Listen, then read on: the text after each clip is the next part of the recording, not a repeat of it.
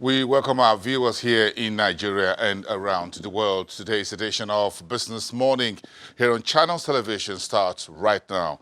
I am Bosun Amafaye. Let's start from the marketplace, where investors' buy appetite for Nigerian treasuries soared on Wednesday as the central bank sold a total of 208 billion naira of 3-10 papers at a stop rates of 11.1%, 11.58%, and 12.89%. The 364-day treasuries recorded the highest bid of 272.5 billion naira from investors, much higher than the 145.47 billion naira that the financial regulator placed on offer. We'll get a bit more clarity into the bid appetite, or what we call the subscription, and the bid range or rates by dealers and investors on Wednesday, and of course the outlook for today's matured treasuries repayment. All of that in later on the show. Meantime, one of Nigeria's largest financial services company, Stanbic IBTC Holdings PLC, released its first half 2019 earnings, which softened a little bit. The headline revenue came in at 1.8%. Stanbic IBTC Holdings reports interest income of 1.4% growth, while net interest income was down 2.1% between January and June this year. The financial services company's pre-tax profit came in at a negative 12.0%, and that pushed the net profit down to a negative 15.9%. The financial services company group says the deposits fell 15.0% within the period. Of course, there is a switch now here for investors in Stanbic IBTC. They will get an interim cash dividend of 1 naira per share, that's 100 kobo, which beats the other interim dividend we've seen so far, 30 kobo paid by Zenith Bank and GT Bank. This is one of the stories we're following for you this morning. Meantime, United Capital, which is an investment bank listed on the Nigerian Stock Exchange, says Nigeria's VAT revenue jump of 12% in the first half of this year to 600.9 billion naira could be the low-hanging fruit for the Buhari's government. According to an investment note released early today, the United Capital, however, says that 18 of 28 sectorial classifications contributing below 1% each to the aggregate VAT, or what we call the value-added tax generated in the first half of this year, there's a need to boost productivity across the economy as quickly as possible. Those are some of the stories making the headlines this morning. We have quite a lot to track for you. Of course, with some outlook on the price of crude oil hitting $72 a barrel by the end of the year. That's according to S&P Global Platts this morning. We'll put all of that in our commodities update for you in a few minutes here on the program. But let's touch very quickly with the stock market, looking at our third trading day, and of course how the unlisted securities performed, and of course the still red-hot performance at the FMDQ Securities Exchange as far as treasuries is concerned. The secondary window. Temple Ashaju, our business correspondent, is live to us now from the studios at the Stock Exchange. Good morning, Temple. Let's track the market. Yesterday, the volume on the stock side, on the equity side, stocks volume was very thin, a bit lower than Tuesday. Then we also saw that even in terms of pricing, the market is not really sure where to go. So that was 0.02%. Take it from here.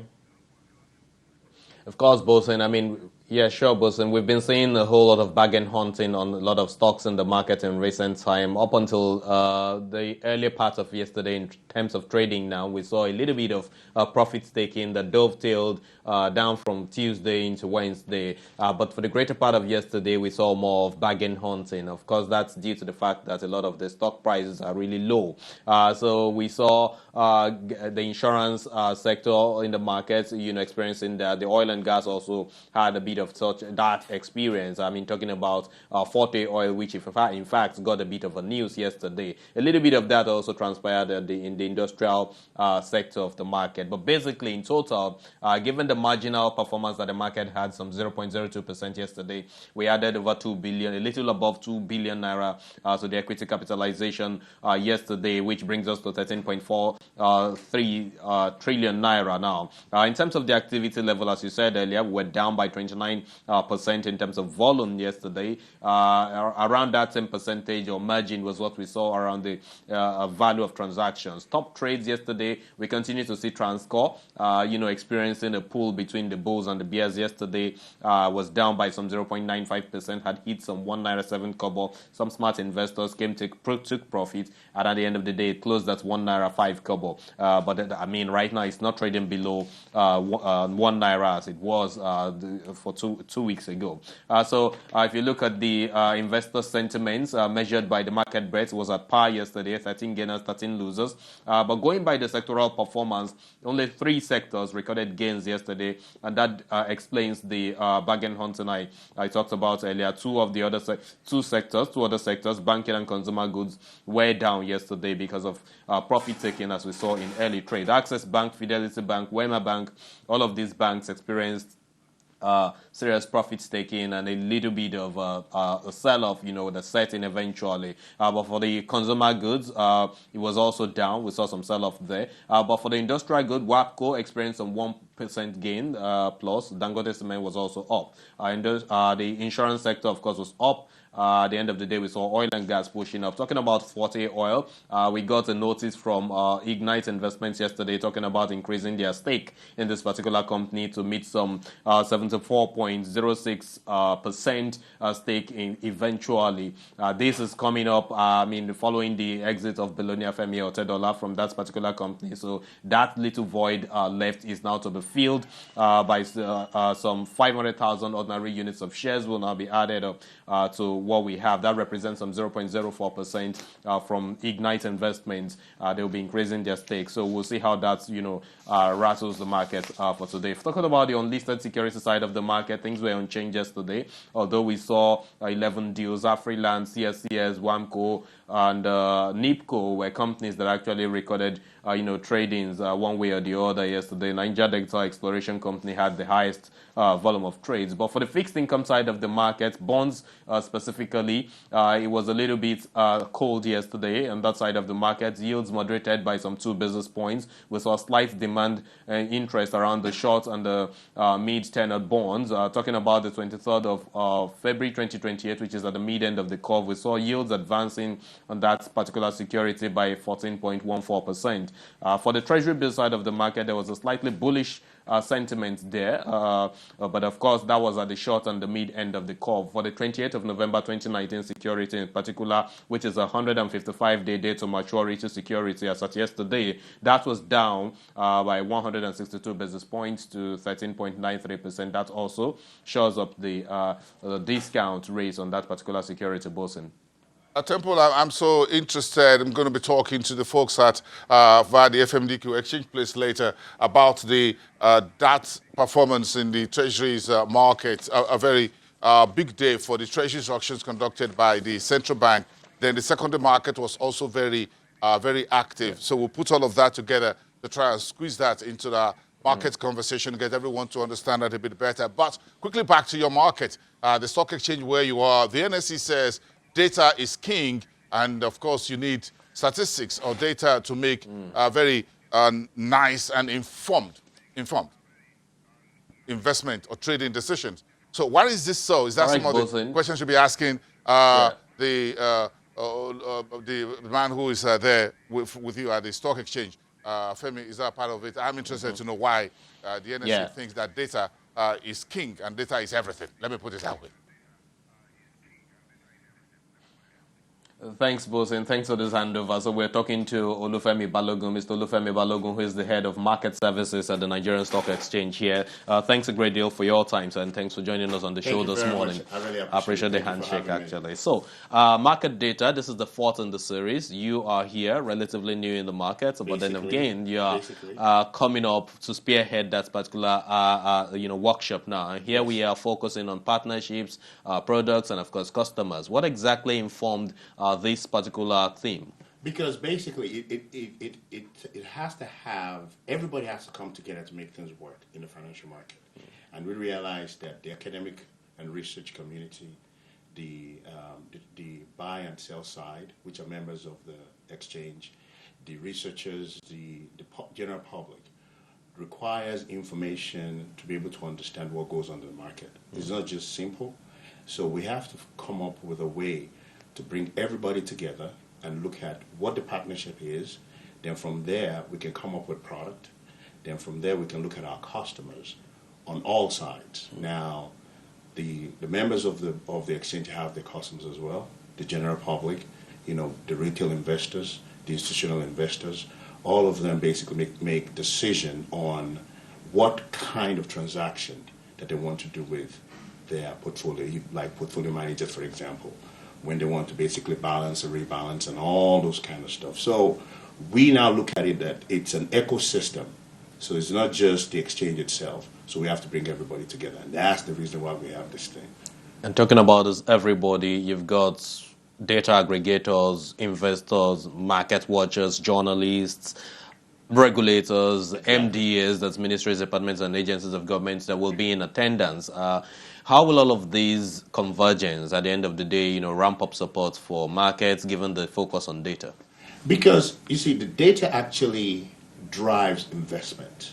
The decision that you're going to make comes from the information you get from the transaction on the floor. Sometimes, like news journalists now, like some people like yourself, you're not actually active on the floor. So you don't know what goes on in the mind of someone that's going to buy a security or someone that wants to sell a security. So based on that, the information that you get from them is that transaction, that few stuff that is scrolling on your screen that you get from them, and put it together and transform this information, and you can give people the summary that you can give to them. You can tell them who are the losers, who are the gainers. You can tell them what sectors is performing better and what sector is not performing. You can look at all that kind of stuff. So it comes from all this transaction. Now, without you now come up with your own aspect of your summary, without the quantitative guy looking at how can I limit the noise in this data itself, because there's noise inside. Those quantitative guys knows exactly what I'm talking about. I might get a little bit technical. I'm sorry about that. So those guys knows exactly that there's noise in it. How do they smooth it out? So they have ways of doing it. But for the exchange and market services, we have to come up with a way to package this data in such a way that you can easily get it. You have access to it. So once you have access to it, it guarantees us that now you'll make informed decision. Then you'll be able to affect the market in a positive way. So everybody, if you look at what I've just said now, I've cut across virtually all the groups now. So we have to find a way to bring them together, to educate them, and to see that, okay, now we have this information we are willing to give to you, either by subscribing to it. We have an API where you can plug into and get the live streaming, which is something you see on the screen. You have historical information that basically you have to ask us, then we can get it to you, or you can go via our API as well. So you can see that everybody works together in this capital market. It has to. So now we have to have a workshop now to give people platform, especially in the academic aspect, research, to say, based on the information you've given to us, this is what we're seeing in the market. Then everybody can go back after that day and say, I've learned a thing or two about what we're doing right now at our own place and what the other people are doing and what are the new things that is coming into it. Technology is involved in it. Yeah. Technology is essential. So we have partnered with Infoware in this workshop. And the reason why Infoware joined us because they realized that they play a major role in it. HP is there too, and you can see we have to store this information somewhere. So when we store the information somewhere, we have to be able to retrieve it, and we have to be able to process it. Academic, basically, now I spoke with someone in the academic world, and she was actually excited. And why? Because she said that my colleagues in the foreign countries have access to all this information, easily. I didn't even know I can easily get access to it. And I said, that's exactly what we want to do. By having this workshop now, people that don't even know that this information exists will know that it does exist, and they will have a way to access it directly via also our software vendors and all the kind of stuff. That's the reason why everybody comes together in It's this. actually good you mentioned some global names. I mean, HP is there, and of course some other domestic players. But in the global world of data, on daily basis, I mean, challenges get to brew, and that affects, end users, merchants, vendors, as you mentioned. So what are the peculiar challenges you've seen, and how will this workshop, address some of this? Some of the things I've noticed is that sometimes the data might be corrupted, and not on our side, but something that I've noticed that sometimes the way they access it, that's the reason why we have this API. We're going to have several versions of it. We only have one for now, and it's going to make technology a lot easier. So the way that you get it, it's a lot. You're guaranteed that you're getting what is coming from the financial market on the exchange floor, tradings and all the kind of stuff. Then we want to try to limit. The reason why we have technology folks in there as well is because we want to limit. We need their expertise to be able to know how do we store this data in a perfect way, and how do we access this data easily, so that by the time we there's another thing I'm going to say to that I just remember now is, if you look at what people are talking about in everywhere, financial world especially, is about this big data stuff. The big data is because you have a large data. There are paradigms that we call split, apply, and combine. The split means that you take your data and you slice it into chunks. Right. The apply means you take your model, either your mathematical model, statistical model, whatever financial model, you apply to this data. The combine means that you take the result that you have and you now make it meaningful, that journalists, fund managers, traders, everybody now can now say, okay, now I have a meaningful. These three stuff that I just mentioned, technology plays a massive role in it.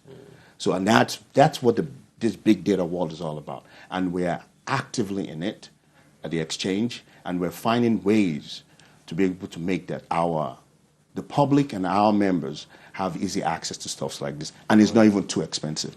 The workshop actually helps to bring down cost too as well, because people are doing research.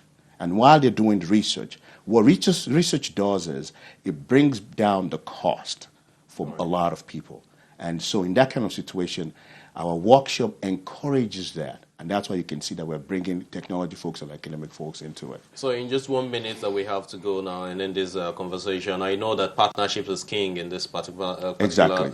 So you talk to us about the necessity of partnership with the fintechs, which is basically dominating the space now. I think I've mentioned that already, because you can see when I spoke with the Infoware, they realized that this is partnership. Basically, that's what it is.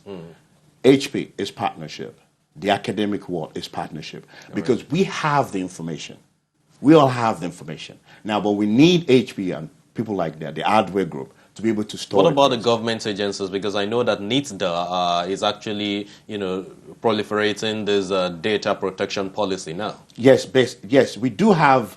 We're members of FISD, which basically handles stuff like that, and they have rules on how this data is accessed or how this data is being used.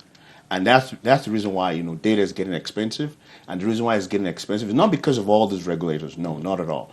It's because of the information buried inside of it. For a layman that looks at the data that sees on the screen, it's just numbers. But for someone in the capital market, sees a whole lot of information, and that's just one. So finally, when is the event holding? September 11th, okay, at the Harbour Point in Victoria Island. Right. That's a date to watch, and of course, it's something that investors will lock down right now, not to miss. Thank you very much for your time. Thank you very much. Olufemi Balogun, Head of Market Services with the Nigerian Stock Exchange. I appreciate your time. Thank you very much. I'm really happy. Back to you, Bosin. Temple, a very interesting conversation there, talking about how to separate the news from the noise, as Femi spoke about. But again, data is the new oil, if you put it that way. There's a lot of noise in the market. When you break it down, and it says it's a bit analytical, trying to separate the news that you can use for informed investment different from the noise in terms of when there's a knee-jerk reaction. Why do investors buy the way they do? Why do they sell? And a whole lot of that. There's going to be a whole lot of learning curve on how to interpret the data. And I'm sure, Temple, you'll likely be upstairs on September 11th to take a listen into this very interesting conference workshop. That'll be a very good one there. Thank you so much, Temple. We'll talk about Stanbic IBTC earnings later on the show. We'll try to drill down a little bit. You heard the numbers. Just as we're giving it to you, an interim cash dividend of ₦1, beating all the other banks that have so far reported since 2019 started. First half, the numbers, however, softened for Stanbic IBTC Holdings. Its net profit is down about 16%. Headline gross earnings up just about 2% for the period of January to June this year. Oh, sorry, gross earnings, revenue up about 3%, 2.8% to be precise. That's the numbers. Let's see how the market reacted to that today later on the program. But first, we check into our commodities marketplace.